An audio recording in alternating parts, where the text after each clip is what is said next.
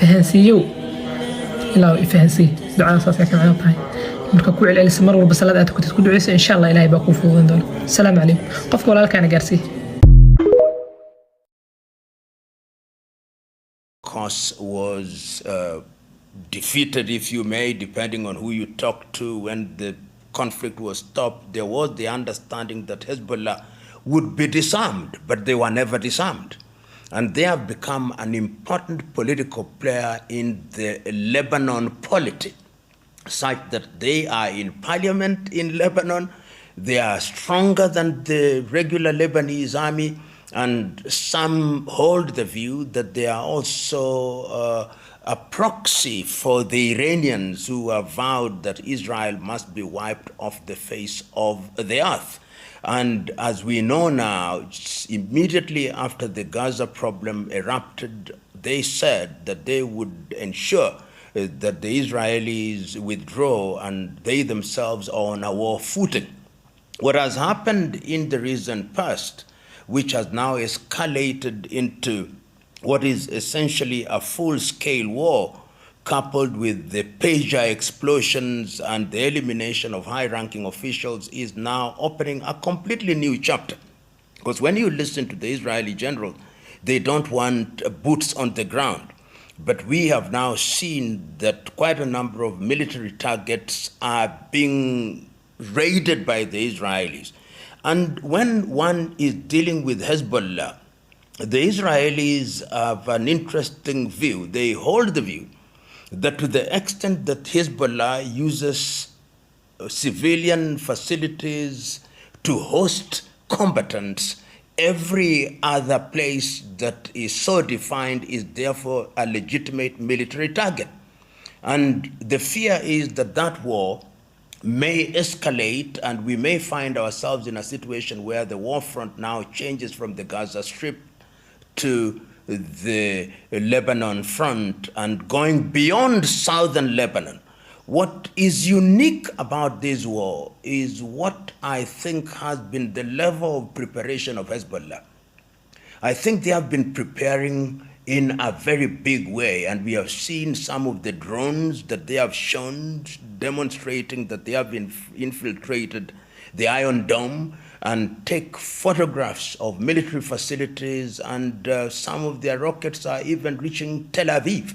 So this is a new chapter that could lead to an escalation, and when it leads to an escalation, it may go beyond Lebanon, it may go into Syria, it may go into Jordan, even if they like it or not. It may, of course, go into Yemen, because the Houthis are active. And that in itself may involve Iran, and one does not know how the allies of Israel in Europe and, of course, the United States of America will be involved. So we are dealing with a powder keg, and it is something that one cannot speculate too much about, but one can say that the ground is changing on a daily basis, and that this is going to be something that, if not mediated in a peaceful manner, may lead to a long-term war in that part of the world. Let it not be lost on us that we have seen shuttle diplomacy by the Americans and the Egyptians and the Qataris, but it appears that diplomacy is not moving the needle in any one way. Because the Israelis say, we've got to neutralize the Hamas. And I think they are now saying, we also have to neutralize Hezbollah, and we also have to neutralize the Houthis. But history has taught us that neutralizing non-conventional armies which operate on the fundamentals of guerrilla warfare is not an easy thing. So the world finds itself between the devil and the deep blue sea. Oh, you know, it's amazing what we are seeing today. I know, for example, of course, the Israelis have not admitted that they were responsible, but it tells you that how a supply chain can be infiltrated through the setting up, as some are saying, of companies which then infiltrate your system supply you with goods which are themselves loaded with explosives, it tells you that the face of war is changing, that your phone can be a weapon, that the drones as we know them are already weapons. So the face of war is changing in a very dramatic way. And with artificial intelligence, one can imagine what is going to happen on a daily basis. Remember that the military has been the place where new technology is incubated, and the Israelis, using the Mossad, are always ahead of the game in this regard, because they always have their guard up, because for them it is a war for survival. And the theater of war in the Middle East is demonstrating that indeed the face of war is changing, and technology is the new weapon which will be used in a very effective and destructive manner. You know, the situation in the Middle East has always been complex. Complex in the sense that the Israelis, since their creation, has always fought for their survival.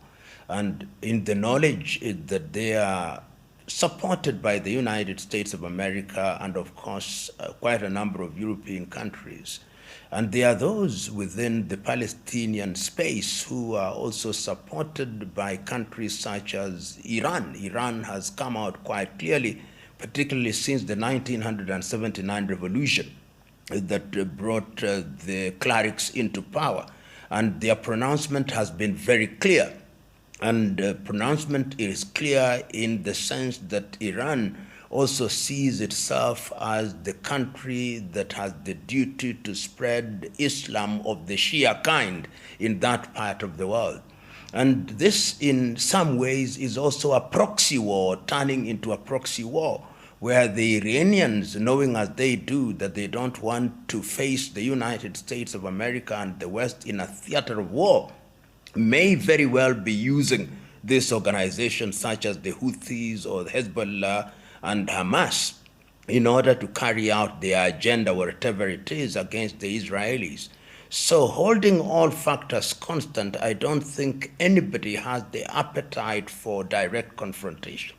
The Americans and the Europeans don't have the appetite for confrontation, and of course the Iranians also don't have the appetite for confrontation, so they'll use proxies and a lot of what one may describe as saber rattling so that they don't confront each other. But war, sometimes, as we say in Kiswahili, has no eyes.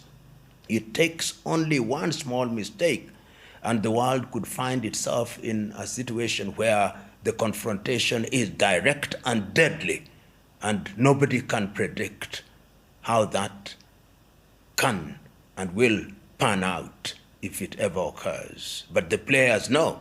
When you see shuttle diplomacy, it is a statement that people are afraid. No matter how strong they feel, they know that nobody can quite predict the outcome of war and its impact on those who survive it.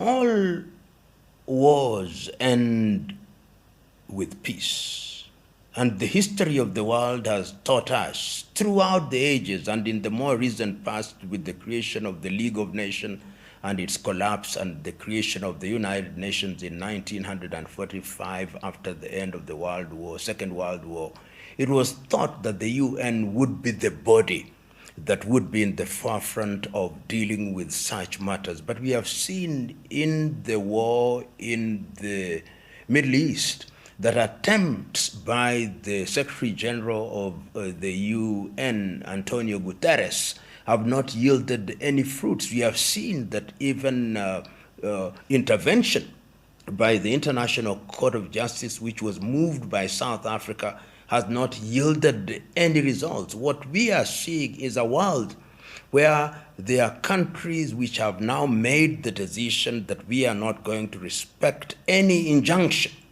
from international bodies. So you find a UN that is neutralized and neutered, and you find a United Nations, or rather United States of America, which is becoming more and more unilateral in its actions, and therefore is no longer a respecter of the decisions of the UN unless those decisions are in its favor. One would have thought that the European Union would also have the appetite for intervening, but you and me know that the European Union is very much in many ways in matters military acts at the behest of the United States of America. One would have thought that even a weak body such as the African Union would have some leverage, but really nobody cares about the opinion of the African Union. One would have thought that China, which is an emerging power, would also bring its weight to bear, but I think China is too cautious. China does not want to annoy or seem to align with any part, so that it is left to the combatants. It's left to Israel in the case of the war between them and Hamas. It is left to the Palestinian leadership to realize that this war is not winnable. And winnable does not mean that military triumph is what defines success or defeat, but to realize that the impact on the population, the impact on the economies is undesirable, must just come out of the leaders. And that is why sometimes one looks forward to the days when there would be direct negotiation that involves the leaders of the combatants, and in that way you can bring this war to an end. Barring that, it may become a war that goes to the very full length, and ultimately after there is winner and vanquished, then people will come to their senses. For the moment, I think either side believe that they can win, however they define success, and therefore they will go as long as they are being urged on by their benefactors who sit at the negotiation table and at the same time are supplying them with arms, blowing hot and cold, as it were. A tragic situation when bodies such as the UN are neutered and are no longer useful in mediating peace, the very reason why it was created.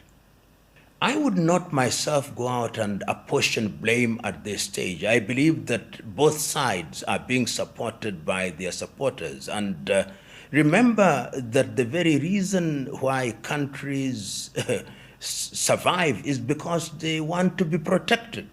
So the United States of America also defines its interests, and it's asking herself, what is in the best interest of the United States of America? And I think from American policymakers, their support for the state of Israel has geopolitical significance. And for that reason, they'll do that which is in their best interest. So one can blame them all they want, but they have defined their interests and they are pursuing their interests because they think that that is what is in their best interest. Equally, with the Palestinians, they have their benefactors who think that the creation of a Palestinian state is something that is useful. I personally hold the view that there should be a Palestinian state. In fact, after the Oslo Accords, one would have thought that at that time we would move towards the creation of a two states as the solution to the problem. But all of us now know that the Oslo Accords were honored in breach and that the problem has become much more complex. So apportioning blame is something that we must be very slow to do. Understanding how nuanced that conflict is and understanding that nations act in their best interests for whatever reasons and however they define those interests. The relationship between فهمني هذا دعاء معناه متقانا اللهم يا معلم إبراهيم إله يو معلنك إبراهيم الله معلنك إبراهيم نبي إبراهيم عليه السلام الله معلنك أها ونبي إبراهيم إلهي البحو بري حكم فرب ضمبو بري وحيالا فرب ضمبو إلهي بري ويا مفهم إبراهيم ويا مفهم سليمان الله نبي سليمان وحيا فهنسي النبي سليمان إلهي وحيا رب ضمبو فهنسي وحلا يغشي كان كرمها دعاء اسكو دعيسو فهمني يا ريس علمني إلهي إبر إلى الله نبي إبراهيم وحبرو إلهي إبر الله نبي سليمان فهنسيو إلهي فهنسي دعاء صاصي كان عيطاي marka ku celcelis mar walba salaad aad ku duceyso insha Allah Ilaahay baa ku fududeyn doona. Assalamu alaykum. Qofka walaalkana gaarsiin.